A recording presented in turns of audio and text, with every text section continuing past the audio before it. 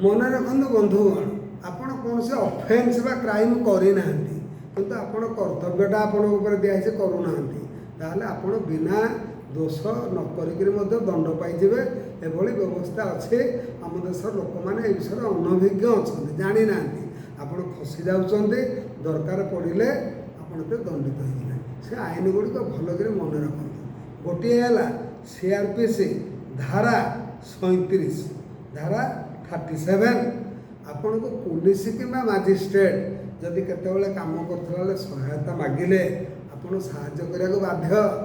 ଆପଣ କହିପାରିବେନି ମୁଁ କାହାର ଗୋଲାମ ନୁହେଁ, ମୁଁ ଚାକିରି କରିନି, ମୁଁ ବ୍ୟବସାୟ କରି ଚଳୁଛି, ମୁଁ କରିବି ନାହିଁ। ଆପଣଙ୍କୁ ସମାଜରେ ରହିଛନ୍ତି ଏତେ କର୍ତ୍ତବ୍ୟ କରିବାକୁ ବାଧ୍ୟ। ହଁ, ଯଦି ଆପଣଙ୍କ ସ୍ୱାସ୍ଥ୍ୟ ଖରାପ ଅଛି, ଆପଣ ଯାଇପାରୁନାହାନ୍ତି, ଅନ୍ୟାନ୍ୟ କାରଣ ଆପଣ ଦର୍ଶାଇକି ନ ଯାଇପାରନ୍ତି, କିନ୍ତୁ ମୁଁ ମାନିବି ନାହିଁ, ମୁଁ କାହା ଅଧୀନସ୍ଥ ନୁହେଁ, ଏଭଳି କହିକିରି ଯଦି ଆପଣ ପ୍ରତ୍ୟାଖ୍ୟାନ କଲେ ତାହେଲେ ଆପଣ ଦଣ୍ଡ ପାଇଯିବେ। ଆଉ ଗୋଟିଏ କଥା ମନେ ରଖନ୍ତୁ, ଆପଣ ସମାଜରେ ଅଛନ୍ତି, ଆପଣଙ୍କର ଚତୁଃପାର୍ଶ୍ୱରେ ଯେଉଁ ଘଟଣା ଗୁଡ଼ିକ ଘଟୁଛି ଆପଣ ତାହା ପୋଲିସକୁ ଜଣାଇବାକୁ ବାଧ୍ୟ। ଧାରା 39 CRPC, ଆପଣ କହିପାରିବେନି ମୁଁ ତ କିଛି କରିନି, ମୁଁ କାହିଁକି ଜଣାଇବି?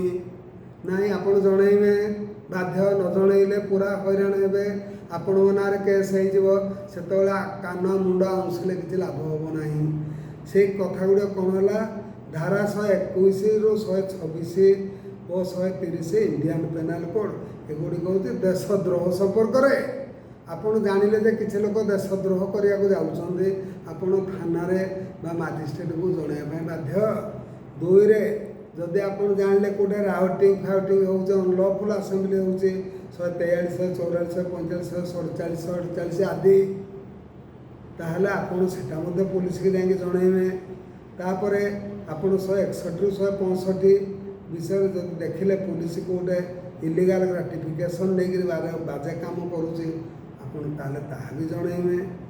ଆପଣ 272, 278 ବୋଥ୍ ଇନକ୍ଲୁସିଭ୍, ଯଦି ଆପଣ ଦେଖିବେ ଫୁଡ୍ ଆଡଲ୍ଟ୍ରେସନ୍ ଉପରେ ଡ୍ରଗ୍ସ ଗୁଡ଼ା ଆଣିକିରି ବିକାବିକି କରୁଛେ, ତାହା ବି ଆପଣ ଜଣାଇବେ। ଯଦି ଆପଣ ଦେଖିଲେ ଯେ କେଉଁ ଜାଗାରେ ମର୍ଡ଼ର କିମ୍ବା ଆଟେମ୍ପଟେଡ୍ ମର୍ଡ଼ର ହେଉଛି, ତାହା ବି ଆପଣ ଜଣାଇବେ। ଆପଣ ଯଦି କେଉଁ ଜାଗାରେ ଦେଖିଲେ କିଡ଼ନାପିଂ ହେରିକା ହେଇଯିବାର ଅଛି, ଆବଡକ୍ସନ୍ ହେରିକା ହେଇଯିବାର ଅଛି, ଆପଣ ତାହା ବି ଜଣାଇବେ। ଆପଣ ଯଦି ଜାଣିଲେ ଯେ କୌଣସି ଜାଗାରେ ଲୋକ ପ୍ରିପାରେସନ୍ କରୁଛନ୍ତି ଚୋରି କରିବା ପାଇଁ, ଡକାୟତି କରିବା ପାଇଁ, ତାହେଲେ ଆପଣ ତାହା ବି ଜଣାଇବେ। ଆପଣ ଯଦି ଜାଣିଲେ ଯେ କୌଣସି ଜାଗାରେ କ୍ରିମିନାଲ୍ ବ୍ରିଚ୍ ଅଫ୍ ଟ୍ରଷ୍ଟ କରିକିରି ଲୋକମାନେ ସମ୍ପତ୍ତି ଖାଇଯିବା ପାଇଁ ଚାହୁଁଛନ୍ତି ଅଫିସର, ତାହା ବି ଆପଣ ଜଣାଇବେ।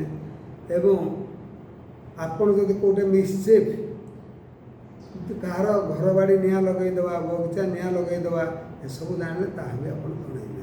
ଆପଣ ଯଦି ଦେଖିଲେ କେଉଁ ଜାଗାରେ ଲୋକ ହାଉସ୍ ଟ୍ରେସପାସ୍, ଘରକୁ ପ୍ରବେଶ କରିକିରି କ୍ରାଇମ୍ କରିବା ପାଇଁ ଚାହୁଁଛନ୍ତି, ରାତିରେ ହେଉ ଦିନରେ ହେଉ, ବା ଲର୍କିଂ ହାଉସ୍ ଟ୍ରେସପାସ୍ ହେଉ, ଗୁପ୍ତ ବାଟରେ ଯିବାକୁ ଲର୍କିଂ ହାଉସ୍ ଟ୍ରେସପାସ୍, ଆପଣ ତାହା ବି ଜଣାଇବେ। ଆପଣ ଯଦି ଦେଖିବେ ଯେ କରେନ୍ସି ନୋଟ୍ ଉପରେ ଲୋକ କିଛି ଗୋଟେ ଛପା ଫପା କରୁଛି, ଆପଣ ତାହା ମଧ୍ୟ 489A ରୁ 489E ପର୍ଯ୍ୟନ୍ତ ଦଫା କରୁଛି IPCର, ଆପଣ ତାହା ଯାଇକରି ଜଣାଇବେ। ଆପଣ ଯଦି ଜଣାଇବେ, କେମିତି ଜଣାଇବେ? ଆପଣ ନିୟରେଷ୍ଟ ମାଜିଷ୍ଟ୍ରେଟ୍ ଆଉ ପୋଲିସକୁ ଜଣାଇ ପାରିବେ। ଯଦି ଆପଣ ଥାନାକୁ ଯିବା ପାଇଁ ଡରୁଛନ୍ତି, ଆପଣ ନିୟରେଷ୍ଟ ମାଜିଷ୍ଟ୍ରେଟକୁ ଯାଇକରି ଏ କଥା କୁହନ୍ତୁ। ମାଜିଷ୍ଟ୍ରେଟ୍ ଆପଣଙ୍କୁ ପିଟାପିଟି କେବେ କରୁନି। ଏଇ magistrate data judicial magistrate, executive magistrate, ଆପଣ ଉଭୟ ଜାଗାରେ ଦେଇପାରିବେ। ଆପଣଙ୍କୁ ଆଜି ଏବେ ମୁଁ ଶୁଣୁଛି ଯେ ମାଜିଷ୍ଟ୍ରେଟ୍ ମାନେ କୁଆଡ଼େ ଏଟା ବି ରଖୁନାହାନ୍ତି। ବଡ଼ ଆଶ୍ଚର୍ଯ୍ୟ କଥା। ଏଭଳି ଭାବରେ ସମୟ ବଦଳି ଯାଇଛି ଯେ କେହି କାମ କରିବାକୁ ନାରାଜ। ସେ ରଖୁନାହାନ୍ତି କେହି। ତାହେଲେ ଆପଣ ଆପଣଙ୍କ ଲେଖାଟିକୁ ଆପଣ ରେଜିଷ୍ଟ୍ରି କରି କିମ୍ବା ଇମେଲ୍ କରି ପଠାଇ ଦିଅନ୍ତୁ, ଆପଣଙ୍କ କର୍ତ୍ତବ୍ୟ ହେଇଗଲା। ସେ ତେଣିକି ନ କଲେ ଆପଣ କ'ଣ କରିବେ? ଆପଣ ତାଙ୍କ ହାତ ତ ଭାଙ୍ଗି ପାରିବେନି, ବା ତାଙ୍କ ସହିତ କେତେ ଗଣ୍ଡଗୋଳ ଲାଗିବେ। ଆପଣ ଏଇଟା କରିବେ। ଏଇ କଥା କଲେ ଆପଣ ଯାଇ ଶାନ୍ତିରେ ରହିବେ।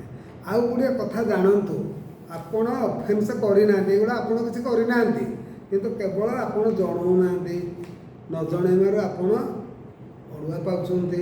ଆଉ ଗୋଟିଏ କଥା ମନେ ରଖନ୍ତୁ, ପୋଲିସ ସିଜର କରୁଛି ଆପଣଙ୍କ ଜିନିଷ, ଆପଣ ସିଜର ତାଲିକା ମାଗିବେ। ସେ ସିଜର ତାଲିକା ନଦେଲେ ଆପଣ ତା ନାଁରେ ମଧ୍ୟ 166 IPCରେ କେସ୍ କରିବେ। ଆପଣ ଆଉ ଗୋଟିଏ କଥା ମନେ ରଖନ୍ତୁ, ଆପଣଙ୍କ ଘରେ ଯଦି କୌଣସି ପ୍ରକାର ଅନଲଫୁଲ୍ ଆସେମ୍ବଲି ହେଲା, ଆପଣ ଥାଆନ୍ତୁ ନଥାନ୍ତୁ, ଜାଣିଥାନ୍ତୁ ନ ଜାଣିଥାନ୍ତୁ, ଆସିଲା ପରେ ଜାଣିଲେ ଆପଣ କେସ୍ କରିବାକୁ ଥାନାରେ ବାଧ୍ୟ। ଆପଣ ଯଦି ଥାନାରେ ନ ଜଣେଇବେ, ଯଦି ଆପଣ ୟା ପୂର୍ବରୁ କୌଣସି ପ୍ରକାର ଆଉ କେହି ଜଣେଇନି ଆପଣ ସାଇଲେଣ୍ଟ ରହିଗଲେ, ତାହେଲେ ଦରକାର ହେଲେ ଆପଣ 154, 155, 156 IPCରେ ଆପଣ ପଡ଼ିବେ। 156 IPC କହୁଛି ଆପଣ ଯଦି ଜଣଙ୍କର ଏଜେଣ୍ଟ ବା ରିପ୍ରେଜେଣ୍ଟେଟିଭ୍ ଅଛନ୍ତି ଆପଣ ବି ଜଣେଇବେ। ଆପଣଙ୍କର ମାଷ୍ଟର ଘରେ ହେଉଛି ସେ ତ ଜଣେଇନାହାନ୍ତି ଦଣ୍ଡ ପାଇବ, ଆପଣ ନ ଜଣେଇଲେ ବି 156ରେ ପାଇବେ। ଏଗୁଡ଼ିକ କର୍ତ୍ତବ୍ୟ ନ କଲେ ଆପଣ ଦଣ୍ଡ ପାଇଯିବେ। ଆଉ ଗୋଟେ 317, 18 IPC ଜାଣନ୍ତୁ। ଏଗୁଡ଼ା କ'ଣ ନା ଆପଣ ଯଦି କୌଣସି ପିଲାକୁ ଏକ୍ସପୋଜର କରୁଛନ୍ତି, ଏଇ କଥାଟା ଅଧିକାଂଶ ଲୋକ ଜାଣିନାହାନ୍ତି। ସେ ଜାଣିନା ଯେ ଆମ ପିଲାକୁ ଆମେ ଯାହା କଲୁ ଏମିତି ଭାବନ୍ତି, ସେମିତି ହେଇପାରିବନି। ଆପଣଙ୍କ ପିଲାକୁ ଆପଣ ଯଦି ଏକ୍ସପୋଜର କଲେ, ଆବାଣ୍ଡନ କରିଦେଲେ, ଛାଡ଼ିଦେଲେ, when father or mother of A child under the age of 12 years, 12 ବର୍ଷିଆ ପିଲାକୁ ଲାବାରିସ ଭାବରେ ଛାଡ଼ିଦେଲେ, ଇଆଡ଼େ ସିଆଡ଼େ ବୁଲେଇଲେ, ସେମାନେ ହଇରାଣ ହରକତ ହେଲେ, ବର୍ଷା ମାଡ଼ ଖାଇଲେ, ଶୀତ ଖାଇଲେ, ଏସବୁ କଲେ, ଆପଣ 317 ଧାରା ଦଣ୍ଡ ପାଇବାଟା କେହି ଜାଣିନାହାନ୍ତି। ଏକଥା ଅନେକକୁ ଜଣା ନାହିଁ। ଆଉ ଗୋଟେ 318 ହେଉଛି ଆପଣ ଜଣେ ଆଜି ଛୁଆ ଜନ୍ମ କଲେ, ଗୁପ୍ତ ଭାବରେ ବାହା ହେଇନାହାନ୍ତି, ଛୁଆଟେ ଜନ୍ମ କଲେ, ଆପଣ ଛୁଆଟାକୁ ଫିଙ୍ଗିଦେଲେ।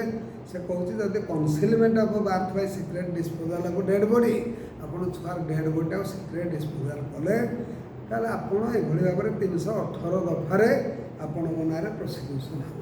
ଆଉ ଗୋଟେ 508 ଦଫା ମନେ ରଖନ୍ତୁ।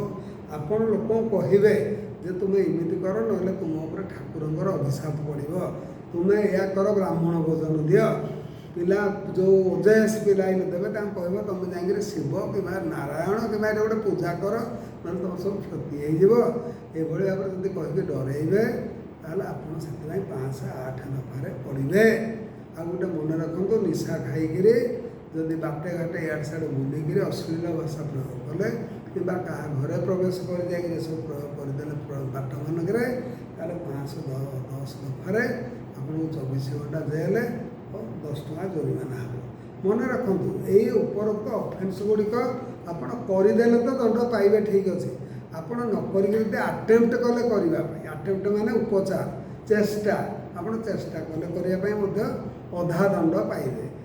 ଚେଷ୍ଟା କ'ଣ, ଆପଣ ଚୋରି କରିବାକୁ ଚେଷ୍ଟା କରୁଛନ୍ତି, ସେଥିପାଇଁ ଜଣଙ୍କ ପକେଟରେ ହାତଟା ଗଳେଇଲେ, ତା ପକେଟରେ କିଛି ନଥିଲା, ତଥାପି ଆପଣ ଆଟେମ୍ପ୍ଟ ଟୁ ଥେଫ୍ଟରେ ପଡ଼ିବେ। ଆପଣଙ୍କ କିଛି ତ ନଥିଲା, ମୁଁ ଚୋରି କୁଆଡ଼ୁ କଲି ନା, ଆପଣଙ୍କର ଆଟେମ୍ପ୍ଟଟା ଚୋରି ପାଇଁ ଥିଲା।